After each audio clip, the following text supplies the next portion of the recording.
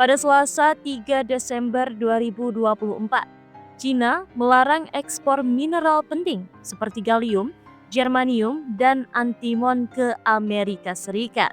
Mineral penting ini memiliki aplikasi militer yang luas.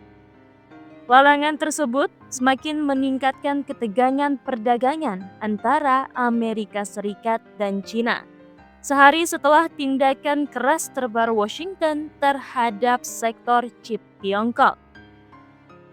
Melansir Reuters, pembatasan tersebut memperkuat penegakan batasan yang ada pada ekspor mineral penting yang mulai diluncurkan Beijing tahun lalu, tetapi hanya berlaku untuk pasar Amerika Serikat.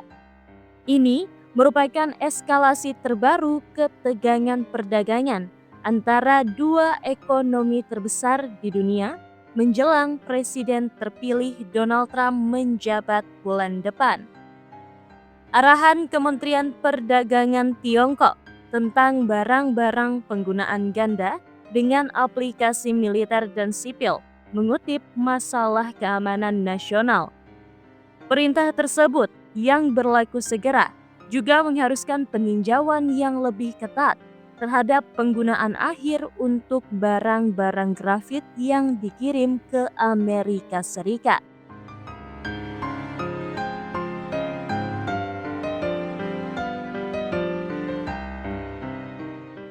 Gallium dan germanium digunakan dalam semikonduktor. Sementara germanium juga digunakan dalam teknologi inframerah, kabel serat optik, dan sel surya. Adapun antimon digunakan dalam peluru dan persenjataan lainnya. Sedangkan grafit merupakan komponen terbesar berdasarkan volume baterai kendaraan listrik.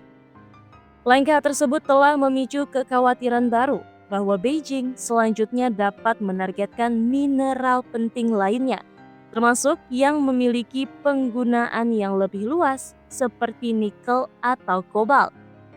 Satu-satunya tambang nikel Amerika Serikat akan habis pada tahun 2028.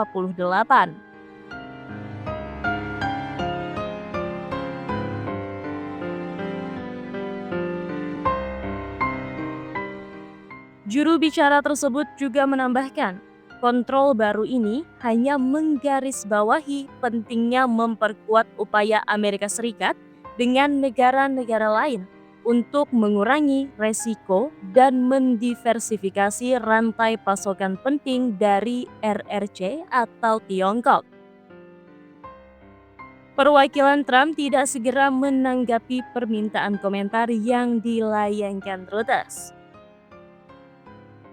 Data Bea Cukai Tiongkok menunjukkan tidak ada pengiriman germanium atau gallium tempa dan tidak tempa ke Amerika Serikat tahun ini hingga Oktober. Meskipun Amerika Serikat merupakan pasar terbesar keempat dan kelima untuk mineral tersebut. Demikian pula, pengiriman produk antimon secara keseluruhan pada bulan Oktober anjlok hingga 97% dari September. Setelah langkah Beijing untuk membatasi ekspornya mulai berlaku.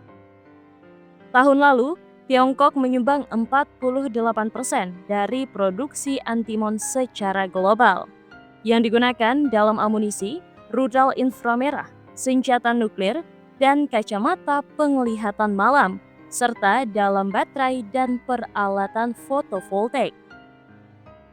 Menurut konsultan Project Blue, tahun ini Tiongkok menyumbang 59,2% dari produksi germanium olahan dan 98,8% dari produksi gallium olahan.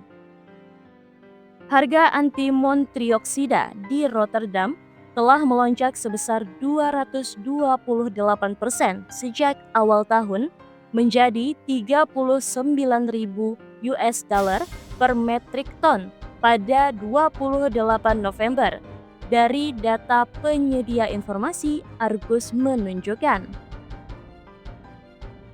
Perpetua Resources yang tengah mengembangkan tambang antimon di Idaho dengan dukungan finansial dari pemerintah Amerika Serikat mengatakan bahwa Tiongkok mempersenjatai akses ke mineral-mineral yang penting bagi militer dan perusahaan-perusahaan teknologi Amerika Serikat. Pengumuman Tiongkok tersebut muncul setelah Washington meluncurkan tindakan keras ketiganya dalam 3 tahun terhadap industri semikonduktor Tiongkok dengan mengekang ekspor ke 140 perusahaan, termasuk pembuat peralatan chip Naura Technology Group. Trump, yang masa jabatan 4 tahun pertamanya di Gedung Putih ditandai oleh perang dagang yang sengit dengan Cina, telah mengatakan bahwa ia akan menerapkan tarif 10% pada barang-barang Cina dan mengancam tarif 60% pada impor Cina selama kampanye kepresidenannya.